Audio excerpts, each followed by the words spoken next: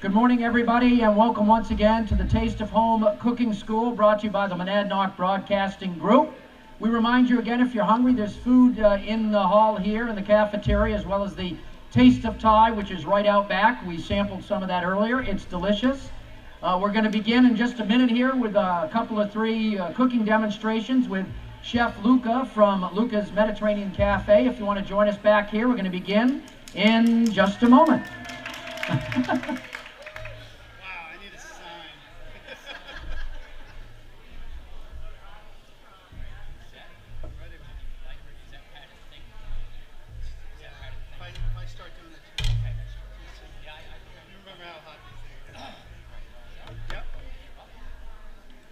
And good morning, everybody. I'm Dan Mitchell from WKBK right here in Keene, FM 107.5, AM 1290, and online at WKBKradio.com. It's nice to have you all here today.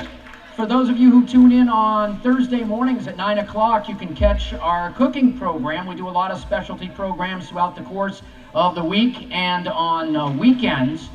And now for well over 15 years, I've been pairing up with my friend Chef Luca Perez for What's Cooking. Again, every Thursday we begin at about 9:10. We have a lot of local chefs, a lot of nationally recognized chefs.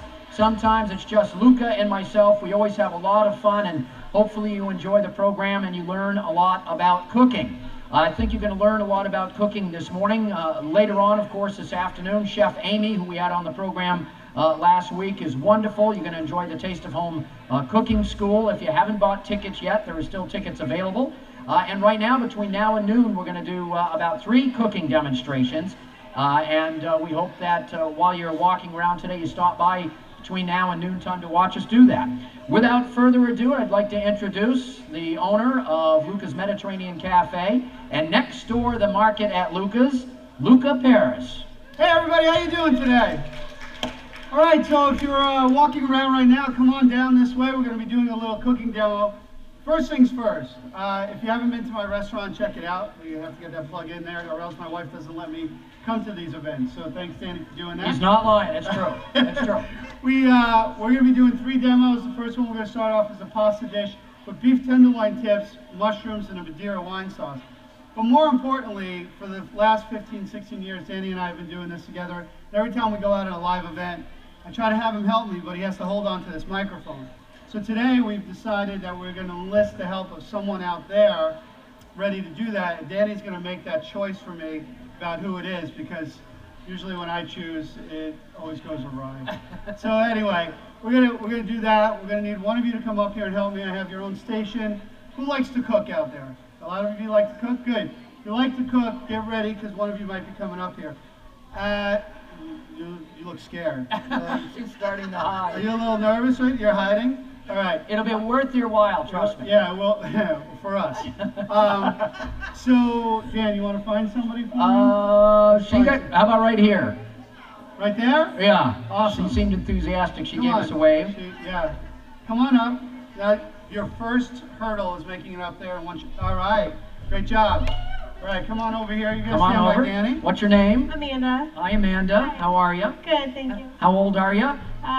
Don't Okay. I think you're pretty young good to not have to tell us how old you are. Do you do a lot of cooking at home? Sometimes. Yeah. What's your best dish?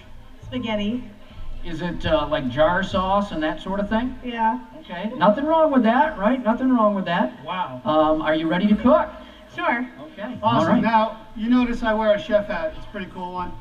What was your name? Well, that's up for debate, but no. Yeah, I like your that. hat. Kind of covers all my hair. Amanda's going to get her own chef hat today. Yeah, let's see how it fits you. Hold on. Perfect. Oh, Nice. I don't even have to staple it. Well, let's just hold it back there. So she gets a chef hat. And I was wondering how you were going to staple it when you told me you were going to do to her that. head. Yeah, okay. Yeah, that's what I do. Right. No, we only do that to little kids. Okay, Amanda, you got your chef hat on. You got your backpack. Are you running away from us? You're all set? Let's see what you got in here. No. All right. So here's the thing, Amanda. We're going to go through a couple of safety things first, right?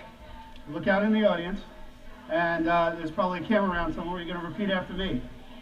If I get burned, or if I cut myself, it's it's not Luca's fault. It's not my fault. It's not Luca's fault. It's not Luca's fault. All right, that's all On I the need. radio station. On the radio. Sure. Okay. All right, so we got all that underway. We do have some fire extinguishers there for you just to be ready. All right, so you said you cook out of a jar. Yes. All right, so today you're going to make a pasta dish that you can do from scratch, and you won't ever have to use a jar again. Sounds great. All right, go ahead. Go for it. Yeah, well, I didn't say I was going to help you. All right, well, okay. See, let's Luke look is a union guy. He had to take a break, so now he's back. All right, so our dish today is a beef tenderloin tip mushroom sauce with Madeira wine, cream, and it's one of the quickest and easiest sauces we can make for you. I am going to do 3 different sauces for the course of the day. One is going to be this one that's going to be finished with cream. The next one's going to be finished with tomato, and the final one with butter. It's a way to create a full sauce from just the ingredients you have in front of you. There's no thickening, and there's no this, and there's no fancy French terms, although I'll throw those in there because it makes me look smart. But what we're going to do is a super, super easy sauce. Now, the first thing I want to teach you, did you ever play any sports? No. No, okay. Well, this is going to be tougher than I thought. All right, what we need first is your glove hand. You need to have a towel in your hand. No, not that one. Oh, okay. We'll use a regular glove for her today. All right, because these handles will get hot, I like to always have a towel in my hand. Are you right-handed or left-handed? Put it in your left hand. He's bossy. So just because, is that your right hand? Okay, so put it in your right hand. So just because you're right-handed, like for those of you who played baseball at all, put it in your left hand. No, come on, we only have 15 minutes. Let's get this right. All right, so just because, if you've played baseball before, you'll realize just because you're dominant with your right hand doesn't mean that you want to use your right hand to hold the pan. It's your left hand, that's your catching mitt hand, see? Get it? All right, you got it. This is your throwing hand, this is where you're going to put all your ingredients in the pan. This is how I teach everybody to work in the kitchen at the restaurant. The next recipe we're going to do, I have another special tip to show you how to do this without a towel. All right, which is get pans that have handles that don't burn. All right, so what we need to do is we need to light our burners, and that's really easy. We're just going to push this button down. Okay, push that button down. I'll be back here in You case stand over there. it doesn't go And then we're well. going to click it. Click it. There you go. Bingo. Let's give her a big round of applause for that. That's the first one. All right. That'll be the hardest thing you have to Yeah, do. exactly. All right, so you're going to help me out. Whatever I do, you're going to do. By the way, Okay. do you have a round pan, or are No, they just, I mean... these are the ones we use at the restaurant. It's kind Okay. of fun. All right. All right. We start off every sautéing or any type of cooking with a little bit of oil. I use a blended oil, a little olive oil, a little canola or vegetable oil, and I'll do just a couple of circles in there. You ahead, Amanda? Oh, that's Wow, look impressive. at that. That's impressive. Excellent, excellent. When we're talking about a beef tenderloin tip pasta, we want to sear off the beef tenderloin tips. You want to sear it off, get some good flavors. Make sure your pan is hot. You start your pan cold. You put cold oil in the pan, you're going to get the oil hot. That's why I keep talking. Usually you're doing something else. One of the most important things when you're cooking and you want to cook quick at home is mise en place. Danny, what's mise en place mean? Mise en place is when you have everything prepped and ready to go the way you do, so that when you're ready to cook, you're not running back and forth to the cutting board and that sort of thing. Perfect. You get a prize. Thank you very There much. you go. What we're going to do, mise en place, is if you have your onions chopped, you have your shallots chopped, you have your garlic chopped, all you have to do is come home and put it all together. She's getting ready. You got your beef. Yep. We're going to put a little salt and pepper on there. Be gracious, gingerly, not gingerly. Gingerly is not a word, I don't think. All right? Oh, doesn't want to dirty her hands. All right, got it? Salt and pepper, bingo. Nice. And then we're going to slowly put our beef in there. You should get a little sizzle, don't drop it, because it'll splatter at you as she throws it from over here. Okay. Yeah, nice. All right, nice job. Perfect, perfect. She putting it all in? Yeah, put So it all this is in. beef tenderloin, but for folks who don't have as much money as you, Luca, can we? Can you use other types of beef? Yeah, you can definitely use a lot of different types of beef. I wouldn't go chuck. You want something like a beef tips. They'll sell them at the Something with store. less fat, Yeah. as opposed to more fat, which is what you want when you're on the grill. You're throwing them from too far away here. I'll bring them to you. There you go. There you go. Nice. Perfect. All right. All right. Now what you're going to do is you're going to kind of move them around so they sear. You got to let them sit for a little bit. We're going to turn this down just a little bit. All right. That's for you. And start moving them around little by little. Yeah, you took my tongue. There we go. All right. So we're searing them on either side. I'm keeping them to about a medium rare. Now that I've kind of started them cooking, we're going to flip them over and sear the other side. But we don't want to cook them all the way through. Now I know some of you go, well, I like my beef cooked all the way through. If you do, you sear them a little bit longer. But what we're creating is two things. We're getting a nice sear on these so they're not boiling in the sauce. And then you just have boiled beef and that doesn't work out. And we're starting the base of our sauce. That's the most important thing we're doing right now. Now Amanda, what she's going to start doing is, as she's flipped them over, we're going to start taking them out of pan one at a time, put them in this clean dish over here. All right? Nice job. Perfect. All right. Are you nervous? No. You're not? I'm scared to death. Have you ever cooked meat like this at home? Yes. All right, well, that's perfect. Right before Do you eat a lot of beef tenderloin at home? No. Me either. All right. So now we have our oil and our fond in there. You see that all that stuff in the bottom of that pan? That's pretty amazing stuff. You want to keep that. Never get rid of that because that's the start of all our flavor, or the foundation of all our flavor. With that, we're going to add just one more little bit of oil because we're going to add mushrooms into here. Want me to do that for you? Sure. All right. You got it. Put it back down on the heat. We're going to add some mushrooms in there, and that's like a little handful of mushrooms into our pan. We're going to let our pan heat up again with the mushrooms in there. Mushrooms tend to soak up a lot. They're basically sponges. Now, one of the things I like to do is get it in there with a little bit more oil, but as it starts to cook and soak up the oil, great job, put that right back there, where it's going to start its cooking process, and this is where we add a little bit more salt and pepper. One thing you'll notice There she goes. Now she's There using we her got hands. it. The heck with it. Nice. One thing you'll notice is I season as I go. I don't just throw it all in the beginning, throw it all in the end. By seasoning as you go, you're building flavors and adding the flavors to it. One of the other things you'll notice, I'm going to have garlic in this dish. You notice I didn't put it in right away in the hot oil? Why? Anybody know why? You're going to burn it, right? How many of us have burnt garlic along the way?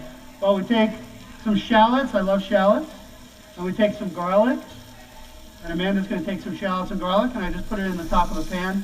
And then we're going to start cooking that all together. Oh, this is yours, not mine. I'll take the ones with the plastic on them. So I start moving them around. I'm letting them cook in the oil. The one thing you don't want to do is use too much oil. Once the oil starts burning, it starts adding. Oh, look, here we go. Oh, Yeah. you're a ringer. Oh, I never cook.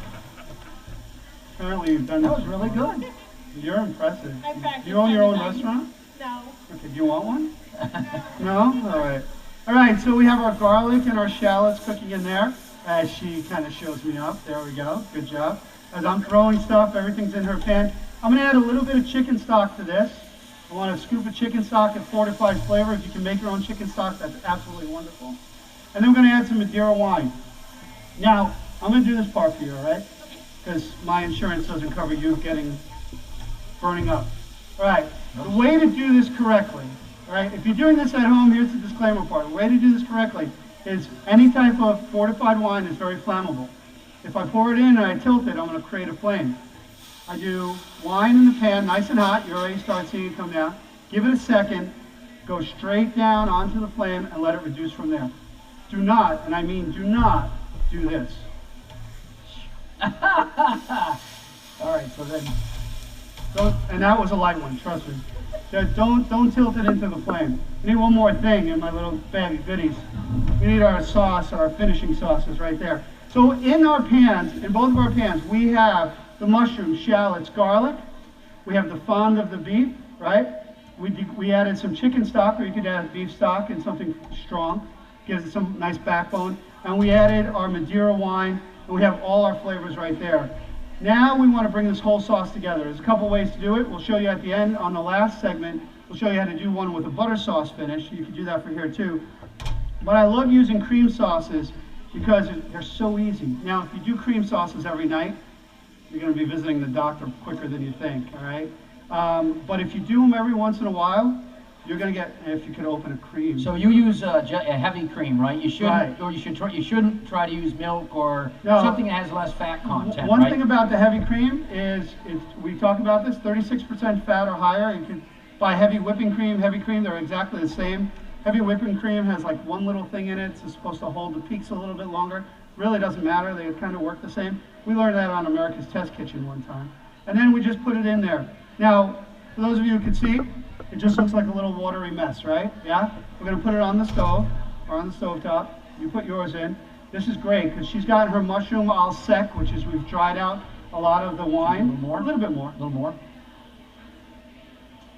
A little bit more. No, that's too much. All right. You cool. ruined it.